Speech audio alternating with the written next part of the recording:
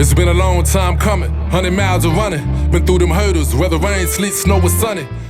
Good afternoon. I'm Amanda Avery, Editor-in-Chief of Bluff City Magazine. We are here doing the honors of an exclusive interview with Big MG, and we're going to talk about his new and latest project, My Audio Diary. You have 12 songs. What inspired you to do this project? I really just needed to put something out on wax and just let people know where I am, and just to sum it all up, people had me messed up. They got you messed up, So okay. the inspiration was just dropping it and just saying, hey, take it as it is, and now we know how to deal with each other moving forward. Okay, and how long ago was that when you kind of started this project in your mind? I started writing this when I was in college. Most of the songs was on this project actually were written 10 and 12 years ago. Just re-recorded and kind of updated, for the sound of today. But I mean, it's been like a lifelong project. It's been written and pieced together all the way up to this point. Okay. Well, typically a diary captures your most private, intimate thoughts. So walk us through what you were feeling and going through while writing these songs. Thoughts. It was a million thoughts, a million emotions, everything you can pretty much imagine, from happy moments to sad moments to not knowing what's going to happen to being so sure that you know what's going to happen. So you hear all of that, through this project.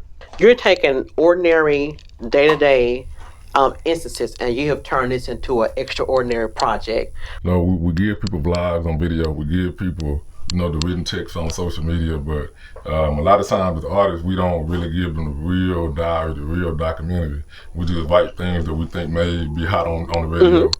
And you may hear a lot from an artist, but you don't really know who you're listening to. Yeah. Do you think you took a chance? What type of risk do you feel you took with this project? One of the biggest risks I feel like I took is focusing on music while I'm still running the t-shirt business. Wow. At the height of business. And for me, it was just that important, but it was a risk because certain people, they would say, okay, we're here in the studio, but he ain't here, and here. But it'd be places that I never really had to be. It was things I was overdoing, and people got, basically spoiled with me being everywhere. So that was one risk. Losing some people, losing a lot of things. Just with great risks and great rewards. Mm-hmm, mm-hmm. So it's been riskful and it's been rewarding. So you can say that your life through beginning to end was necessary for you to complete this project. Exactly. I feel like it's a lot of mystique. A lot of people, they see me, they don't really know how to approach. They may see the basketball player, mm-hmm. They may see the photographer, the videographer, the t-shirt guy. But I think listening to this, you get to see me as a whole individual and piece it together so you can say, okay, now I understand why he is the way he is and who mm-hmm. he is. Why do you think people don't get you? I mean, some of it, people put you in a box, mm-hmm. Just how people meet you in general, that's human nature. So that's one of the reasons why, some people know me as an athlete, some people know me as a photographer, some people know me as an artist, but this kind of artist. And then as a human being, I'm straight up and down, to where, yes ma'am, no ma'am. So they only get those parts, but then sometimes when they see me speak a different way from what they thought, it's kind of like, hold on, that's unfamiliar. On social media, I type, I tell the mindset, but it's still only the pieces that I want you to see. Yeah. Versus it's a good, bad, ugly, big, little side to everybody's life. And mm-hmm. This is me taking the paintbrush and actually painting a picture for you and saying this is what it is. Okay. So from college basketball, a recording artist, CEO of a branding company, some may not be familiar with your path of adversity. And of course, we talked about that in Bluff City Magazine, your exclusive interview. And you're feeling like the underdog at times. I know you've had quite a bit of things as it relates to just your journey as an entrepreneur. So at this stage of your life, at 35 years old, how do you feel? I feel like I've succeeded in a lot of areas and people still tend to overlook it. The success in those areas you can't really take from it, but I feel like I have to work a lot harder just to get people to see what's already been there. Whether it's me helping a lot of different businesses and a lot of those businesses succeed now, but some people tend to forget about the guy who actually gave the people the strategy and worked with them behind the scenes. And it's just at a certain time in a process when you want to come from behind the scenes. So I think this is kind of what's happening too. People not overlooking it, but that makes me feel like the underdog because I've been behind the scenes for so long. So with this project, what do you want people to really get? I just want them as to an get artist. Me. I just want them to get me. Just understand who I am, why I am the way I am. People question a lot of things and they challenge a lot of things. But I feel like I get a much harder rap from people because they expect a certain thing from me. versus the next person, they may not expect half of what they expect from me from the next person, but it's based on my past work. You know, we know he's capable, so we know he can do that. And it's almost like having to be Superman every day. You make it unfair for a person like me, but I still rise to the occasion. Okay. Well, let's talk about some of the tracks that's on this album. What song do you feel will maybe paint the picture of who you are that you want your fans to see? It's two actually.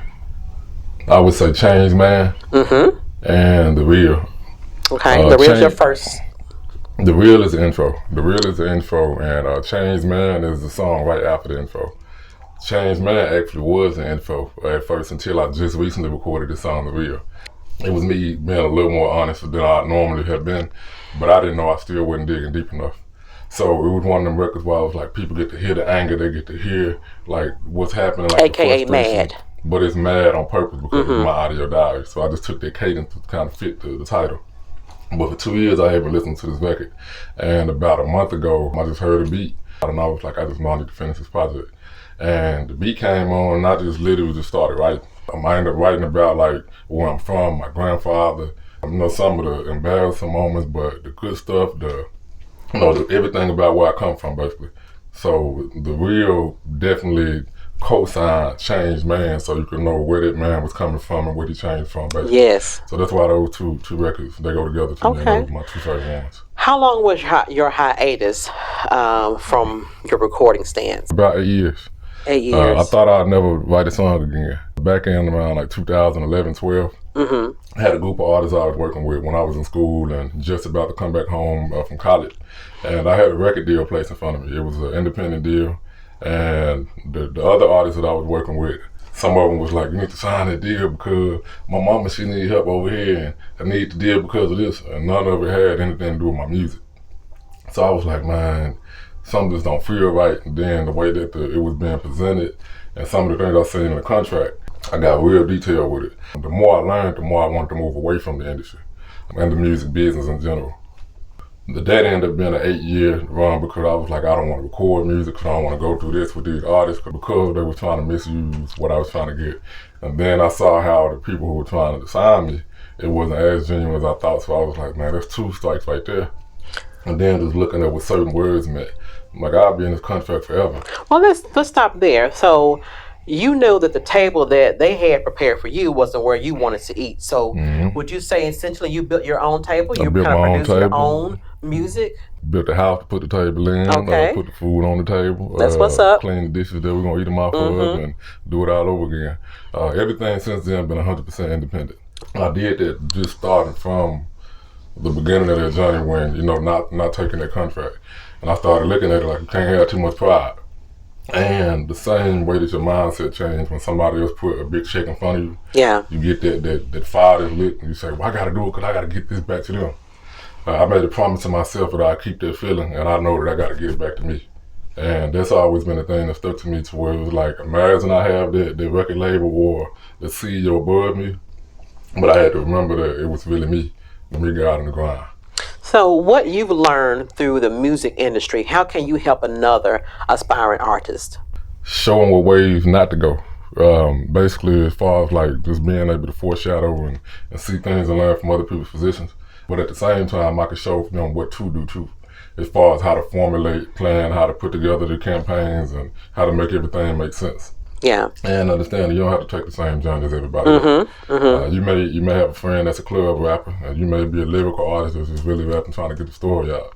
You don't have to go in the club to tell your story. And so different things like that is what I learned, and because now I'm so diverse, I think I can help any artist. Speaking of diversity, from your previous music to now is a big contrast, especially if I compare it to one of my favorites, Words of Wisdom with TK Soul. Describe that contrast there. Okay, just so we won't get the wrong artist, so there's a TK Soul and there's a T Soul. I did a song with T Soul. He's T Soul. Okay. One of the biggest things I say is a difference from my music then versus now. In the past, my music was politically correct. It was a lot of writing and erasing and what do the people want to hear? Is this like suitable to make sure you get through? Versus now it's like, what do I feel? This is what I got to put out there because it's really my diary. You don't erase things out of a diary. Yeah, you're And staying because- true to you. And because the music is really, my diary is like, where whatever come out, you hear it the way it is, and now you get to understand where I am at this point in my life. So you'll say that what's different with you as an artist this time is just the realness, the more transparency. Digging a little deeper. Okay. I won't say that it wasn't real before, but more real life happened, so we can dig a little deeper because there's just a lot more, to be able to go to. Okay. With you grinding, especially with Millionaire Grind, how does that relate to your project? Just the momentum, just the momentum in general, as far as even while recording the project, I would write like every day. Some songs we didn't use, I would probably be working to the point where the producers would get a little, not agitated, but it's like, man, they got to keep up with me, versus normally it's the other way around. So the way that I work in business, I never really stop. If I'm not working physically, I'm thinking mentally. If I'm not, thinking mentally, I'm dreaming about it.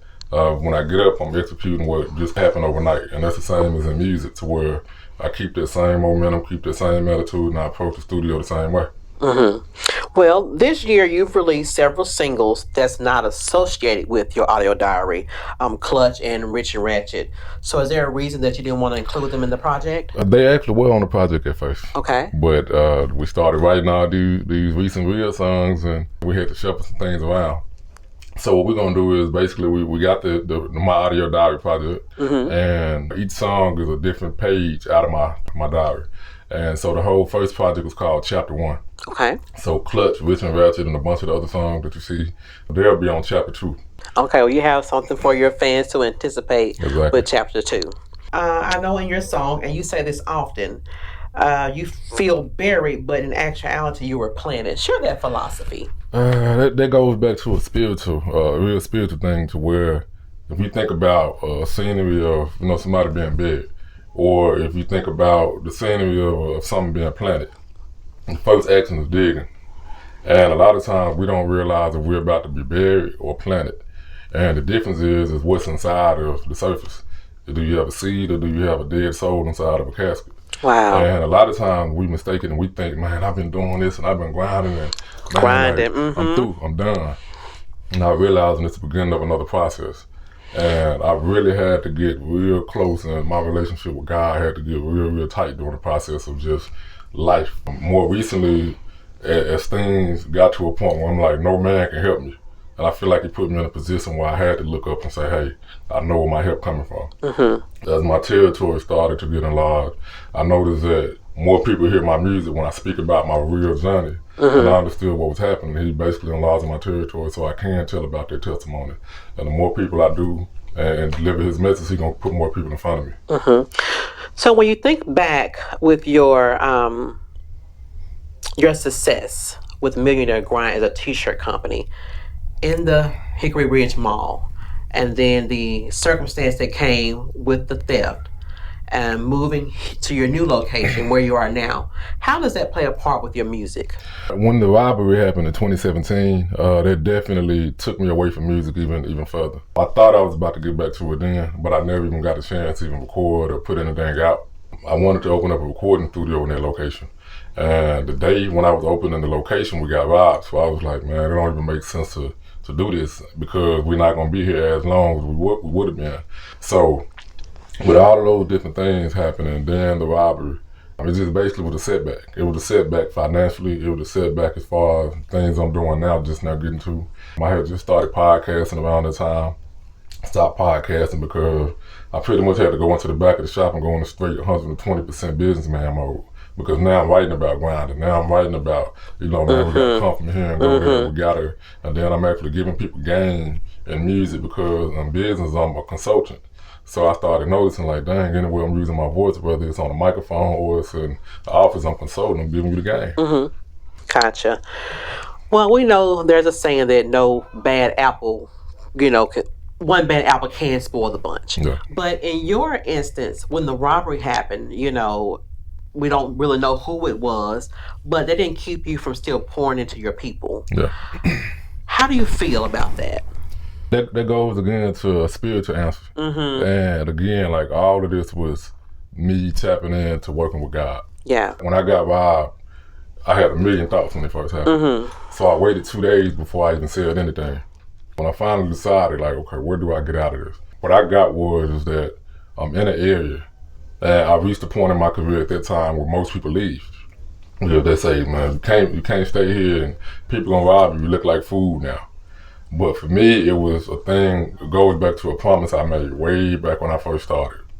And I used to need help and want help from people who had already made it. And because I didn't understand the mind frame of a person who was already further along, I didn't know some of the circumstances they would have to face. And I would always say, man, I ain't the one that's gonna leave.